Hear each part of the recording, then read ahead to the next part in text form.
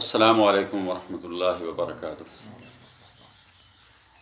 الحمد للہ رب العالمین والصلاة والسلام علی سید الانبیاء والمرسلین وعلی آلہ واصحابہ واہل بیتہ اجمعین، اما بعد فاعوذ باللہ من الشیطان الرجیم، بسم اللہ الرحمن الرحیم۔ زعم الذين كفروا أن لن يبعثوا قل بلى وربي لتبعثن ثم لتنبؤن بما عملتم وذلك على الله يسير۔ وعن ابن مسعود رضي الله تعالى عنه عن النبي صلى الله عليه وسلم قال: لا تزول قدما ابن آدم يوم القيامة من عند ربه حتى يسأل عن خمس: عن عمره فيما أفناه، وعن شبابه فيما أبلاه، وماله من أين اكتسبه وفيما أنفقه، وماذا عمل فيما علم۔ رواه الترمذي وقال حديث حسن صحيح، وصححه الباني في الصحيح، وعند الطبراني في المعجم الكبير من حديث معاذ بن جبل رضي الله عنه قال: قال رسول الله صلى الله عليه وسلم: لا تزول قدما عبد يوم القيامة حتى يسأل عن أربع خصال: عن عمره فيما أفناه، وعن شبابه فيما أبلاه، وعن ماله من أين اكتسبه وفيما أنفقه، وعن علمه ماذا عمل فيه۔ صدق اللہ وصدق رسول اللہ صلی اللہ علیہ وسلم۔ تمام قسم کی حمد، تسبیح، تحمید، کبریائی، بڑائی اللہ وحدہ لا شریک کی ذات کے لیے، بے شمار درود و سلام محمد الرسول اللہ صلی اللہ علیہ وسلم کی ذات بابرکات کے لیے۔ حمد و ثنا درود و سلام کے بعد معزز سامعین و سامعات، آج کا یہ تیسرا سلسلہ درس قرآن و حدیث ہے، جس کا عنوان اور موضوع چل رہا ہے تربیت و نفس انسانی کا تزکیہ۔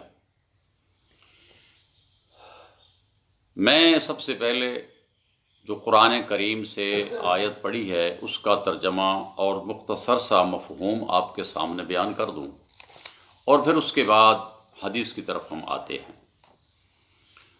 سورت التغابن آیت نمبر 7 ہے، 28واں سپارہ ہے۔ اللہ رب العزت نے ارشاد فرمایا: زعم الذین کفروا ان لن یبعثوا۔ کافروں نے، منکرین نے اس بات کا گمان کر لیا کہ وہ ہرگز دوبارہ زندہ نہ کیے جائیں گے، دوبارہ نہیں اٹھائے جائیں گے۔ قل بلا وربی لتبعثن، اے میرے حبیب آپ فرما دیجئے کہ کیوں نہیں، مجھے میرے رب کی قسم ہے تم ضرور اٹھائے جاؤ گے۔ ثم لتنبؤن بما عملتم، پھر تمہارے عملوں کے متعلق تمہیں بتا دیا جائے گا جو کچھ تم دنیا میں کرتے رہے۔ وذلک علی اللہ یسیر، اور یہ کرنا اللہ تعالیٰ کے لیے بہت ہی آسان ہے۔ آپ آیت کا مفہوم سمجھ گئے ہوں گے۔ بحیثیت مسلمان ہمارا یہ ایمان و عقیدہ ہے کہ ہم نے اس دنیا میں مر جانے کے بعد قبروں سے دوبارہ زندہ ہونا ہے، یوم حساب و کتاب اللہ تعالیٰ نے برپا کرنا ہے، اور اللہ تعالیٰ نے ہم سے اس دنیا میں جو وقت اللہ نے دیا اس کے بارے میں، اور جہاں جو اللہ تعالیٰ نے ہمیں نعمتوں سے نوازا اس کے بارے میں اللہ ضرور پوچھے گا۔ حدیث رسول کی طرف جانے سے پہلے میں آپ کے یہ بات گوش گزار کر دوں، انسانی معاشرہ افراد سے تشکیل پاتا ہے، اور جو معاشرہ تشکیل پا جائے، خواہ وہ ایک قصبہ گاؤں کی صورت میں ہو، خواہ ایک شہر کی صورت میں ہو، خواہ ایک ملک کی صورت میں ہو، ہر ایک انسان کی یہ خواہش ہوتی ہے کہ معاشرہ پر امن رہے، کسی قسم کی گڑبڑ نہ ہو، زمین کے اندر فساد نہ ہو۔ چند ایک کچھ فسادی ذہن ہوتے ہیں جو کرتے تو ہیں فساد، لیکن ان کا یہ نظریہ نہیں ہوتا کہ معاشرے کے اندر فساد پھیلے، اگرچہ وہ فساد پھیلا رہے ہوتے ہیں۔ ہر ایک شخص یہ چاہتا ہے کہ معاشرہ پر امن رہے، پرسکون رہے، کوئی کسی قسم کا فساد نہ ہو۔ اب اس کے لیے اللہ تعالیٰ نے ایک دن بھی مقرر کر رکھا ہے کہ دنیا میں اگر کسی کو مظلوم کو انصاف نہیں ملا تو قیامت کے دن میں اس کو انصاف دلاؤں، مظلوم کی مدد کروں، ظالم سے اس کا حق دلواؤں۔ یہ ایک ایسا عقیدہ ہے جو ایک حقیقت پر مبنی ہے، ایک سچائی ہے، جس کو ایک انسان اگر نہیں مانتا تو وہ بدبخت انسان ہے، وہ اپنی دنیا اور آخرت دونوں برباد کر رہا ہے۔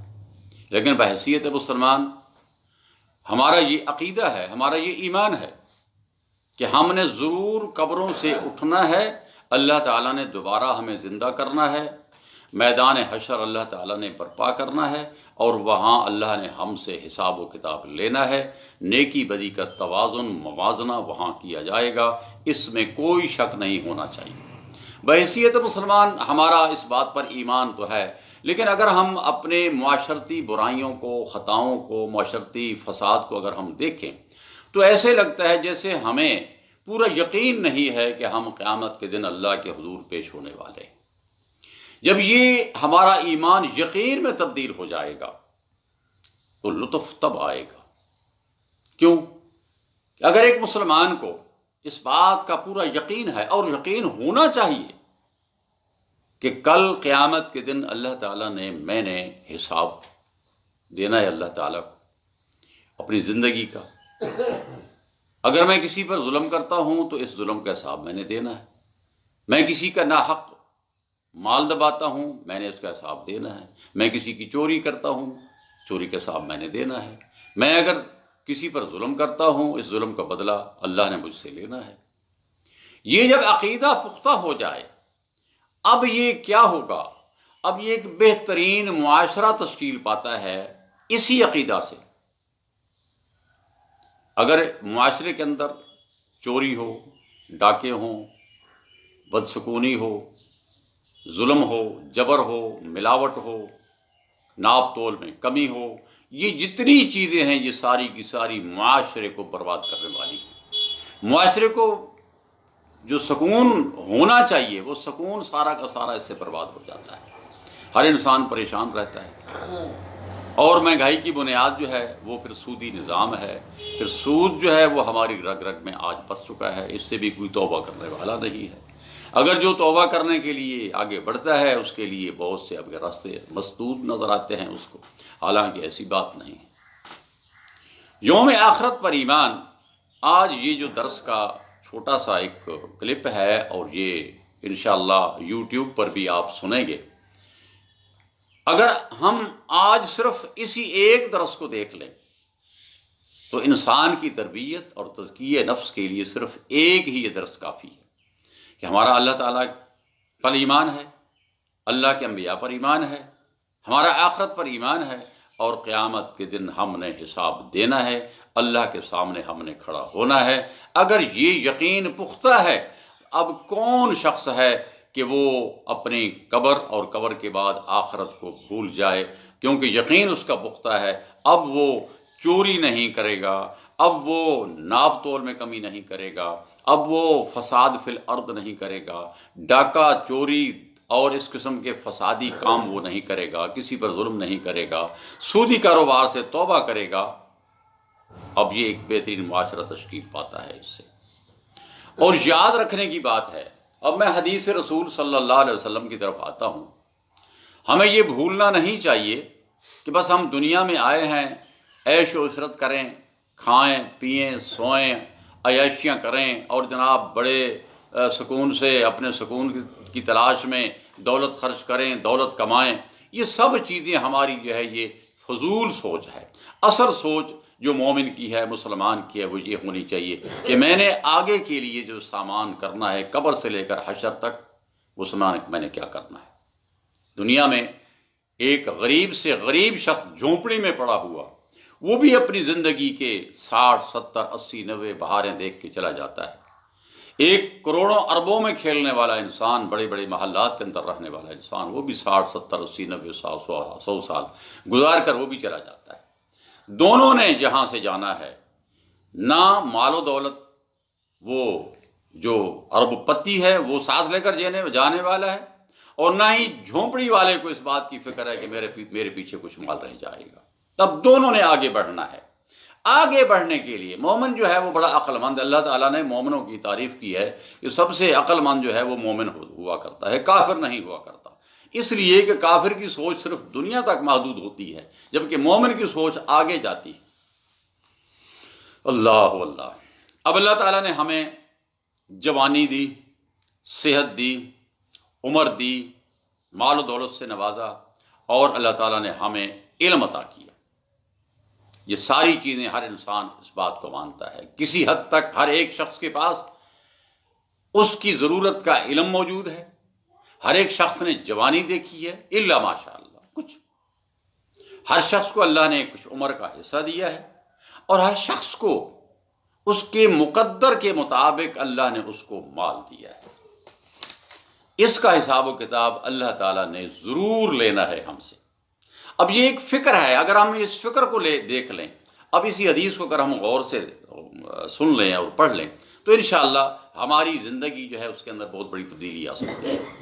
رسول اللہ صلی اللہ علیہ وسلم کی اس حدیث کو حضرت عبداللہ بن مسعود رضی اللہ تعالیٰ عنہ نے روایت کی ہے، جس کے امام ترمذی رحمہ اللہ نے اپنی کتاب میں، اور امام البانی رحمہ اللہ نے اس کو اپنی سلسلہ احادیث صحیحہ کے اندر صحیح کہا ہے، اور اسی طرح امام حاکم نے اپنی مستدرک کے اندر اس حدیث کو، امام طبرانی نے اپنی موجم کے اندر، فی موجم الکبیر کے اندر اس حدیث کو نقل کیا حضرت معاذ بن جبل رضی اللہ تعالیٰ عنہ کی روایت سے۔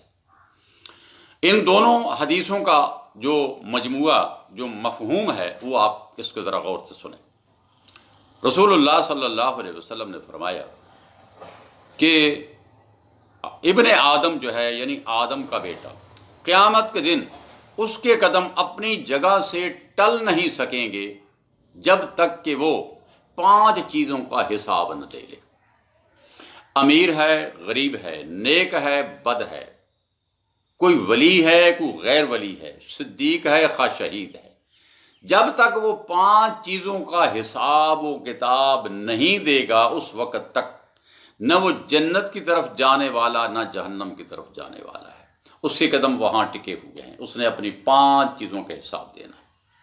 سب سے پہلی بات فرمایا، ان عمرہ فیما افنا، عمر اس نے کس چیز میں کھپا دی۔ اللہ تعالیٰ نے یہ عمر ہمیں دی ہے، یہ مستعار، یہ بہت تھوڑی ہے، بہت قلیل ہے۔ آخرت کے دن کے بدلے میں، اس کے مقابلہ میں آپ اس کو بھی نہ دیکھیں، آخرت کا دن تو 50,000 سال کا دن ہوگا، یوم حساب۔ جنت اور دوزخ کا دن 1000 سال کا ہوگا۔ اگر ہم اپنی زندگی کو دیکھیں، جس نے 60 بہاریں، 60 برس زندگی لی ہے، کسی کو 70 برس ہو گئے، کسی کو 100 برس، زیادہ سے 100 برس، تو اس حساب سے ہم جنت اور دوزخ کے جو ایک دن ہے، اس کا صرف 10واں حصہ ہم یہاں دنیا میں رہنے والے ہیں۔ اللہ تعالیٰ نے یہ کیوں دی ہے؟ اس لیے دی ہے کہ ہم سے ایک غلطی ہو گئی تھی، خطا ہو گئی تھی۔ اب اس خطا کی ازالہ کے لیے اللہ تعالیٰ نے ہمیں دنیا کے اندر بھیج دیا کہ اب یہاں دنیا میں تم رہو گے، میں تمہارے لیے دنیا کے اندر تمام جو تمہاری ضروریات ہے پوری کروں گا، اور تم نے وہ کام کرنے ہیں جو میں چاہوں گا، جس کا میں حکم دوں گا، تم نے وہ کام نہیں کرنے جن سے میں نے روکنا ہے۔ یہ ہماری زندگی ہے، ہماری عمر ہے۔ ایک شخص جو اللہ تعالیٰ کی نافرمانی میں 50-60 گزار رہا ہے، وہ بھی گزار کے چلا جاتا ہے۔ ایک شخص اللہ اور اللہ کے رسول کی فرمانبرداری کے اندر بھی جو 50-60-70 سال گزارتا ہے، وہ بھی گزار کے چلا جاتا ہے۔ دونوں زندگی گزار کے چلے جاتے ہیں، لیکن سوال یہ ہونا ہے قیامت کے دن کہ عمر تم نے کہاں کھپا دی؟ ہم نے تمہیں 70 سال دیے تھے، یہ 70 سال کی عمر تم نے کہاں کھپائی؟ کیا اللہ تعالیٰ اور اللہ کے انبیاء کی فرما برداری میں یہ عمر گزاری ہے یا اللہ کی نافرمانی بھی گزاری ہے؟ دوسری بات، وعن شبابہ فیما ابلا، اور جوانی جو ہے، یہ جب انسان جوانی کی زور میں ہو تو وہ پہاڑوں کو سر کرنے کے لیے تیار ہوتا ہے، وہ سمندروں کو چیرنے کے لیے تیار ہوتا ہے، اس کو اللہ تعالیٰ نے اس کے اندر بڑی بڑی صلاحیت رکھی ہوتی ہے۔ لیکن اسلام اور اللہ تعالیٰ کی ذات، وہ انسان سے بہت کچھ لینا چاہتا ہے، وہ کام لینا چاہتا ہے۔ وہ کام کیا ہے؟ اللہ تعالیٰ کی مرضی کے مطابق زندگی گزارو، زمین کے اندر فساد نہ پھیلاؤ، بس اللہ تعالیٰ سے ہی چاہے، اس کی مرضی کے مطابق زندگی گزارو۔ میں پہلے اشارے کر گیا ہوں کہ زندگی انسان اپنی مرضی سے بھی گزار سکتا ہے، کسی اپنے بزرگ کی مرضی سے، اپنی خاندانی روایات کے مطابق بھی انسان زندگی گزار سکتا ہے، لیکن زندگی وہ بھی گزار لے گا، زندگی یہ شخص بھی گزارے گا جو اللہ تعالیٰ کی اطاعت و فرما برداری میں گزارے گا۔ لیکن اس شخص کی زندگی پر امن پرسکون ہوگی اور بہت ہی اس کو ایک قلبی اور روحانی سکون ہوگا۔ اس کے برعکس جو شخص اللہ تعالیٰ کا نافرمان ہے، نہ اس کو روحانی سکون ہے، نہ اس کو قلبی سکون ہے، بس وہ اپنی سکون کے لیے دولت سمیٹنے کی کوشش کرتا ہے، اس دولت سے وہ اپنے سکون تلاش کرتا ہے، حالانکہ سکون دولت کے اندر نہیں ہے۔ الا بذکر اللہ تطمئن القلوب، اللہ تعالیٰ کیا فرماتے ہیں؟ خبردار، دلوں کو اگر تم نے سکون دینا ہے، اگر دلوں کے لیے سکون کی تلاش میں ہو تو اللہ تعالیٰ کا ذکر، اس کی یاد، اس کے احکامات پر عمل کرنا شروع کر دو، تمہارے دل انشاءاللہ مطمئن ہو جائیں گے۔ تیسری چیز، وما لهم من أين اكتسبوا فيما انفقوا، مال کے بارے میں اللہ ضرور پوچھے گا، میرے بندے تم نے مال کہاں سے کمایا ہے؟ من أين اكتسبوا، کہاں سے کمایا ہے مال؟ حرام طریقے سے حاصل کیا یا حلال سے کیا ہے؟ آج ہم کہہ دیتے ہیں ٹھیک ہے جی دنیا کا رواج ہے، رسم و رواج، کیا کریں جی، اب اس کے بغیر گزارا ہی نہیں ہے۔ بھائی گزارا ہے، اللہ تعالیٰ کے کتنے بندے اس جہان کے اندر بستے ہیں جو حرام سے بچتے ہیں، اللہ تعالیٰ ان کو پرسکون زندگی دیتا ہے، ان کو اللہ تعالیٰ قناعت پسند بنا دیتا ہے، وہ تھوڑے پر قناعت کر جاتے ہیں اور اتنے پرسکون ہوتے ہیں کہ کوئی سوچ ہی نہیں سکتا ہے۔ اللہ نے پوچھنا ہے مال کہاں سے کمایا ہے، کہاں خرچ کیا ہے، صرف کمایا نہیں، کہاں خرچ کیا ہے، خرچ کہاں کرنا ہے؟ جہاں اللہ چاہتا ہے وہاں خرچ کرنا ہے، جہاں اللہ نہیں چاہتا وہاں مال خرچ نہیں کرنا ہے۔ آگے چوتھی چیز فرمایا پانچویں چیز، وَمَاذَا عَمِلَ فِيمَا عَلِمَ، اللہ نے جو تمہیں علم دیا اس پر کتنا عمل کیا۔ یہاں علم کی ہمارے ہاں دو شاخیں سامنے آتی ہیں، ایک علوم دنیا اور ایک علوم آخرت، ایک علوم دین اور ایک علوم دنیا۔ علوم دنیا جو ہے اس سے کسی کو انکار نہیں، نہ اس کا اللہ تعالیٰ نے انکار، بلکہ اللہ تعالیٰ نے خود ہی علوم دنیا سکھائے ہیں انسان کو۔ فعلم آدم الاسماء كلها ثم عرضهم على الملائكة فقال انبئوني باسماء هؤلاء ان كنتم صادقين۔ اللہ تعالیٰ نے ہی نام سکھا دیے، اس کائنات کے اندر جتنی چیزیں آنے والی تھیں جو انسان کے استعمال میں ہونے والی تھیں، اللہ تعالیٰ نے سب کے نام آدم کو سکھا دی۔ کیوں سکھائے؟ یہ ایک دنیاوی علم تھا، اور ساتھ ہی اللہ تعالیٰ نے ایک علم وہ جو انسان کو آخرت میں کام آنے والا ہے، اللہ تعالیٰ نے اس علم کا بھی حکم دے دی ہے قرآن کے اندر کہ تم نے وہ سیکھنا ہے۔ بلکہ حقیقت تو یہی ہے کہ یہ جو علم دنیا ہے یہ صرف گرد راہ ہے، صرف گرد راہ۔ آپ سفر پر جا رہے ہیں، آپ ایک منزل کی تلاش میں ہیں، سفر آپ کا تھوڑا سا ہے، دن کا ہے، 2 دن کا ہے، ہفتے کا ہے، 10 دن کا سفر ہے، لیکن آپ جس منزل کی طرف بڑھ رہے ہیں وہ منزل آپ کا آخری ٹھکانہ ہے، اور آپ کے لیے بہت ہی پرسکون آسائش وہاں نعمتیں موجود ہیں، آپ اس منزل کی طرف بڑھ رہے ہیں۔